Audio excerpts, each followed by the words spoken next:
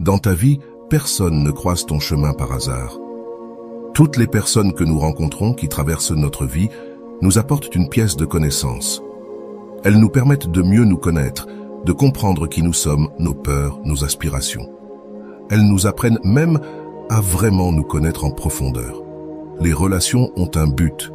Quand elles accomplissent leur but, quand elles ont rempli leur fonction, elles doivent finalement partir. Ce sont comme des leçons supplémentaires qui viennent et, éventuellement, cette leçon doit se terminer. Chaque personne nous enseigne quelque chose, nous apporte quelque chose, nous offre quelque chose et, finalement, une fois leur mission terminée, elles s'en vont. Cette personne peut rester avec toi pendant de nombreuses années, 10 ans, 5 ans, 30 ans. Il y avait un homme qui disait qu'il avait passé 37 ans de sa vie avec une personne, puis il a rompu avec elle. Finalement, après cette relation, il en a commencé une autre, où il s'est enfin senti à l'aise, trouvant la bonne personne après avoir été 37 ans avec une personne précédente. Les gens et leurs leçons peuvent durer longtemps, des mois, des jours, des semaines, des années, toute une vie en fait. Mais chacun a un but pour lequel il est là. Ils nous enseignent des choses sur nous-mêmes, nous disent des choses sur nous, nous permettent même d'explorer ce que nous avions ignoré auparavant. À vrai dire, beaucoup de gens ne se connaissent pas vraiment, ne se comprennent pas, ne se saisissent pas, et ils ont besoin de se voir à travers les yeux des autres. Souvent, ce sont des projections. Souvent, ce sont des messages que nous devons recevoir des lèvres d'une autre personne. Cela est souvent difficile, car on ne se connaît pas assez bien jusqu'à ce que l'on puisse se voir à travers les yeux des autres. Se connaître à travers les autres, comprendre comment on fait les choses, comprendre qui on est, sa personnalité, son caractère, sa manière d'être, nous les connaissons à travers d'autres personnes. Chaque personne a quelque chose à nous apprendre, quelque chose à nous apporter. Et parfois, cet enseignement ne vient pas toujours emballé sous forme d'une leçon comme dans une université ou un devoir universitaire. Parfois, cela va faire mal. Parfois, la leçon est que cette personne s'en va. Parfois, la leçon est que cette personne parte et ne revienne plus dans nos vies, et cela nous apprend à devenir autonomes. On ne perd rien, mais on gagne toujours quelque chose. Un nouvel apprentissage, une nouvelle expérience, quelque chose qui vient nous apporter, quelque chose qui vient nous donner quelque chose. Quand nous sommes submergés par la douleur, nous sommes submergés par cette grande quantité de choses qui nous remplissent, mais nous ne comprenons pas la dimension de la douleur. Nous ne comprenons pas le véritable sens de la douleur que nous traversons. Au lieu de cela, nous cherchons des coupables, nous nous mettons en colère contre le destin, nous espérons la vengeance. Tu n'as pas compris la leçon quand tu as encore des fantasmes de revanche et de vengeance. Tu n'as pas compris la leçon quand tu gardes encore beaucoup de rancœur, en espérant que cette personne, d'une manière ou d'une autre, soit blessée, soit endommagée, reçoive une dose de ce qu'elle t'a fait. Mais en réalité, ce qui s'est passé, c'est que tu devais apprendre quelque chose. Beaucoup de gens n'ont pas la volonté de pouvoir lâcher prise ou, d'une manière ou d'une autre, de s'éloigner de quelqu'un qui leur fait du mal. C'est un long processus qui s'apprend, mais une fois appris, il n'est généralement pas oublié. Il y a un dicton qui dit que ce qui est bien appris ne s'oublie pas facilement. Et parfois, bien que cela nous fasse mal de le dire, il y a des gens parmi nous qui auront beaucoup de mal à apprendre de leurs erreurs. Nous devrons répéter la leçon une fois, 3 fois, 1 fois, 4 fois, 1 fois, 5 fois, sans pouvoir sortir de ce cercle. À la fin, nous devons être capables de différencier la douleur de l'apprentissage, comprendre que la douleur, en réalité, est un moyen pour parvenir à une fin, qui est l'apprentissage de ces choses que nous devons vraiment apprendre. Il y a des occasions où la douleur nous atteint, des occasions où la douleur fait de nous des proies de la vengeance, des proies du besoin de vouloir se venger. Mais voir à travers la douleur, voir à travers la tristesse, voir à travers la peur, voir à travers la solitude. Parce qu'en fait, nous allons nous rendre compte que nous évitons d'être seuls, et nous comprenons que ce qui nous attache, ce qui nous lie à une personne, est parfois ce qui nous empêche d'être complètement seuls. En ce moment même, alors que j'enregistre cette vidéo, en ce moment même que j'enregistre cet audio, je le fais. Et tu peux entendre le bruit de fond. Il y a des motos, il y a un tas de choses. C'est le son du silence, être seul, le fait qu'il n'y ait personne avec toi, parce qu'en réalité, la solitude nous terrifie, être seul nous terrifie. Mais ensuite, nous nous rendons compte qu'être avec une personne est le moment où nous nous sentons le plus seuls, quand nous n'avons vraiment aucune relation avec personne.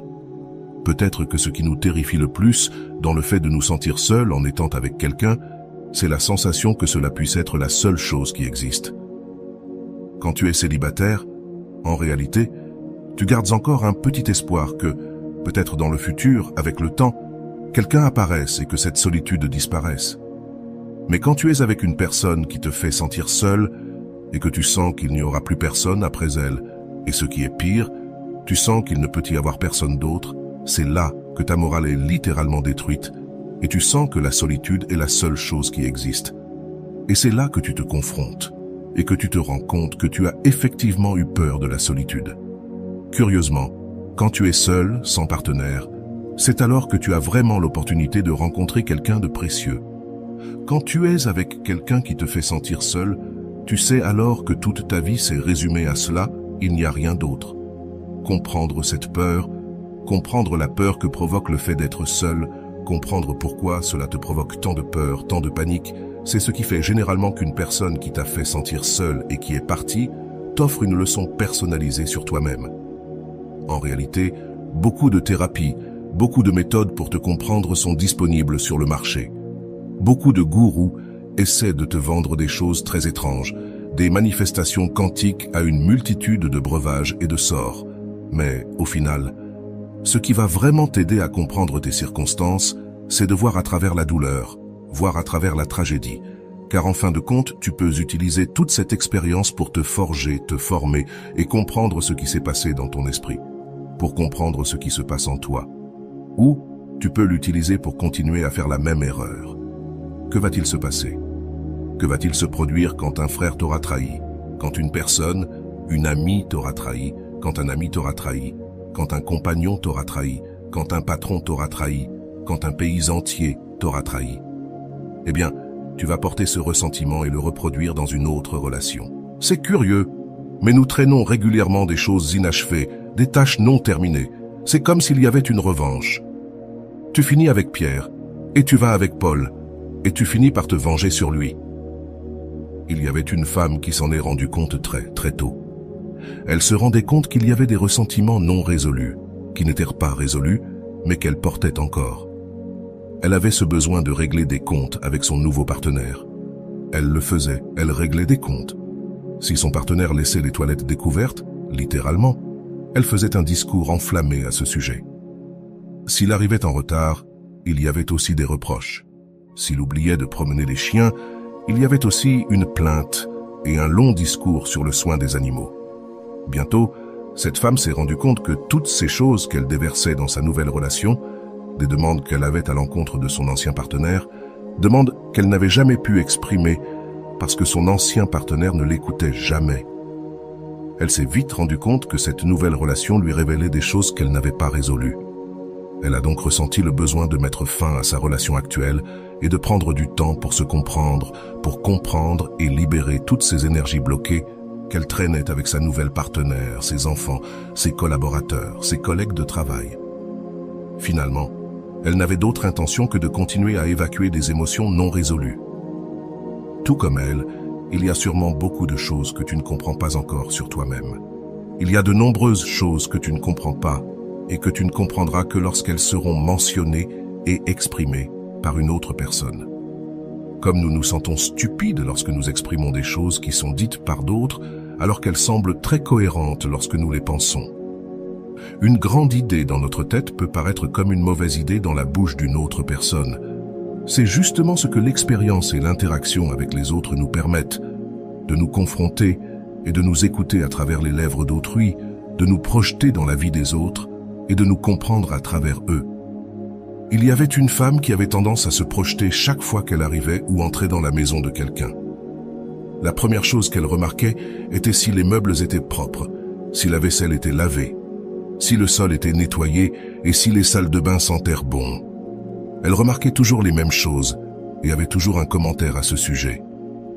Rapidement, elle s'est rendue compte que toutes ces choses qu'elle cherchait chez les autres étaient en elle-même, mais qu'elle n'osait pas voir en elle-même. Jusqu'au jour où, littéralement, elle est entrée dans la maison d'une amie et a vu un cadre brisé avec le verre cassé. La photo dans le cadre était complètement déchirée et elle a voulu dire à son ami « Regarde, ce cadre est cassé ». Mais soudain, elle a réalisé qu'il y avait aussi beaucoup de cadres chez elle qui, bien que non cassés, étaient couverts de poussière, mal conservés et n'avaient pas été entretenus depuis longtemps. Elle s'est projetée sur son ami et s'est dit « Ce que je veux voir chez les autres, je vais le voir en moi-même ». Elle a donc commencé à ranger les choses qu'elle voyait autrefois chez les autres. Nous avons souvent besoin de nous voir à travers les yeux des autres. Parfois, nous devons voir le chaos des autres pour nous rendre compte de notre propre chaos. Cette même femme avait aussi tendance non seulement à voir le désordre chez ses proches et amis, mais aussi à juger sévèrement les relations. Pourquoi es-tu avec lui? Pourquoi ne l'as-tu pas quitté? Pourquoi restes-tu avec cette personne? Rapidement, elle s'est rendue compte qu'elle faisait exactement les mêmes choses. Un jour, elle s'est parlé directement dans le miroir comme si elle s'adressait à une autre personne et s'est parlé avec la même dureté qu'elle utilisait pour les autres. Se projeter dans les autres, se voir à travers les yeux des autres et même à travers les histoires d'autres personnes lui a permis de comprendre ce qui n'allait pas en elle. Chaque personne que nous rencontrons nous permet en réalité de nous voir, comme si elles étaient des miroirs. Les relations tendent même à nous montrer une partie presque sombre de notre être, de notre psyché, de notre idiosyncrasie. Parfois, il y a des choses que nous ne voulons pas voir en nous-mêmes, et nous avons besoin de les voir chez les autres. C'est très similaire au cas d'une femme nommée Véronique, qui mangeait excessivement. C'était une femme avec une relation très malsaine avec la nourriture. Cependant, elle ne voulait pas voir cela en elle-même, et se liait avec des hommes alcooliques, accros aux courses et à un tas de choses nuisibles et vicieuses. Cela lui permettait de juger les actes des autres et de les pointer du doigt au lieu de se confronter à elle-même. Quand elle disait « Ce type est obsédé par les courses, il ne me parle pas, ne me rend pas visite, nous ne sortons pas, il est uniquement préoccupé par cela ». Alors qu'elle mangeait des quantités énormes de nourriture, elle s'est rendue compte qu'elle déplaçait en réalité son besoin de confrontation. Il lui était plus facile de ventiler sa frustration sur les problèmes des autres et de penser que quelqu'un d'autre était plus enraciné dans son mal qu'elle-même. Cela lui permettait même d'atténuer et d'anesthésier sa propre douleur. Une fois qu'elle a corrigé son comportement et commencé à surmonter son addiction à l'alcool et aux courses, elle a remarqué qu'elle pouvait se projeter sur cette personne et surmonter ses propres traumatismes. Cela l'a amenée à recevoir d'autres types d'attention et à voir d'autres personnes surmonter leurs addictions, trouvant en elles un apprentissage. Les gens n'ont pas besoin que tu les admires, que tu les divinises ou que tu les mettes sur un piédestal. Beaucoup de ces personnes ont quelque chose d'intéressant à t'apporter et, au final, elles t'offriront quelque chose qui t'aidera, quelque chose qui te permettra de te projeter sur elles et de voir comment leurs réussites ou leurs défis peuvent te guider. Ils ont parcouru un chemin et te montrent comment ils ont réussi.